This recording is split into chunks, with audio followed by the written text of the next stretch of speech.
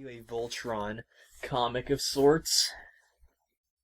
But it's not just a Voltron comic, Ryan. What else was it? Isn't it also an art book? No! That's the other thing you bought me! I don't remember. Ryan, goddamn you. You ruined the magic of the moment. Great. Fantastic. This whole thing's gone to hell now, thanks to you. I can pull up the Amazon, or the invoice. No. I'll just do it. Today, I'm going to be talking about the Voltron and Robotech crossover comic, done by Dynamite Comics. Now, as for what this thing is titled, I honestly couldn't tell you, because I've seen it listed as a whole bunch of different fucking titles. And I'm going to list them all here in the chat.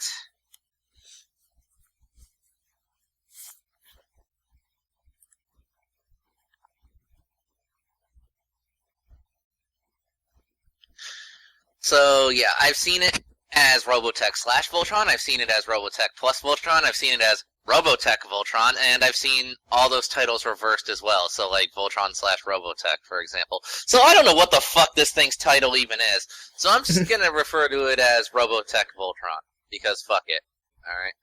Yeah. So, whatever, it was like, what, $20 on the Voltron store? I think? Something like Ryan? that. It was like, Yeah. it was like $12 or $14, I think. Oh, okay. Well, that's nice. So, okay. So, to be more specific, he got me the compilation book of this because there were actually 5 issues that went into this. And they compiled them all into a trade paperback. Kind of Which like I was a like, graphic hey, novel. gonna get that. Yeah, so it's kind of a graphic novel now. Yeah. So, if you didn't gather based on all that, this is a crossover between Voltron Defender of the Universe and Robotech the Macross Saga. 2 shows I really love. So, I guess I'll just start with the premise here. The premise is, because everyone's curious, how does this cross over? Because, like, the 2 universes are pretty different. They both have different times, like Robotech, for example, is stated to take place in the futuristic year of 2009, for example.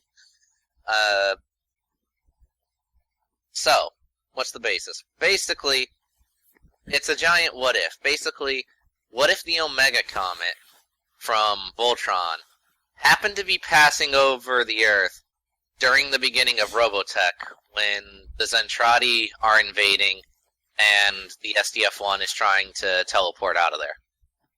Basically, what ends up happening is that the fold done by the SDF-1 in proximity to the magic of the comet makes time and space go all out of whack, and the 2 worlds cross into each other. And there you go. As such, due to this, as fans will instantly note, this crossover for Robotech takes place near the beginning of the show, whereas the crossover for Voltron, on the Voltron aspect, takes place near the end of the show. Pretty interesting.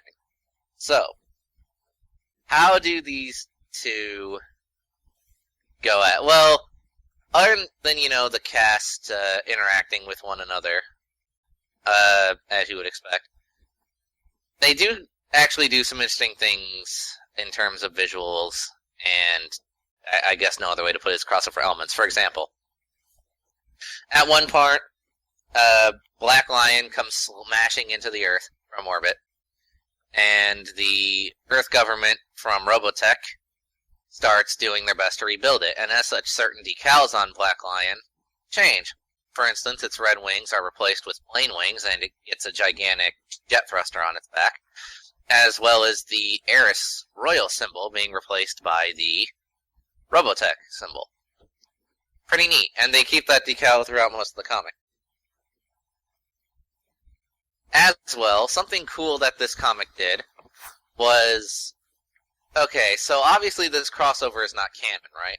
But based on what I've read around, and also from the interview that the writers and artists did on the Voltron podcast. Okay, the crossover itself is not canon, but the backstory that this comic establishes for both shows is, which I thought was pretty interesting, especially considering what this comic elaborates on in both shows. For example, why does Rick, talking about the Robotech side, why does Rick call Roy his big brother when there's no indication of them being related, especially since they don't even look like one another? Well, the reason for that is that when he was young, Roy's father died, and that was his only family, and so Roy was adopted by Rick's family. And since Roy is older, he is technically his big brother. Fuck you, Ryle. So, going forward,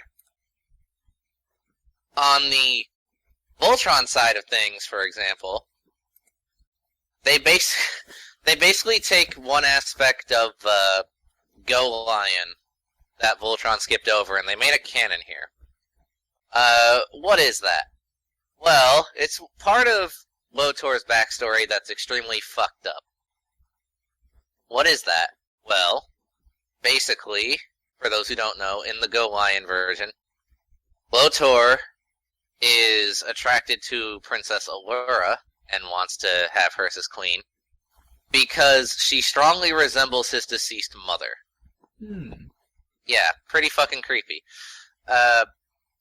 And while Voltron skipped over that because that's really fucked up and they wouldn't be able to get away with that in a kid's show, here in this comic they pretty much flat out go, yeah, that's a thing. So, yeah. There's other examples too, but I don't want to give away the entirety of the comic.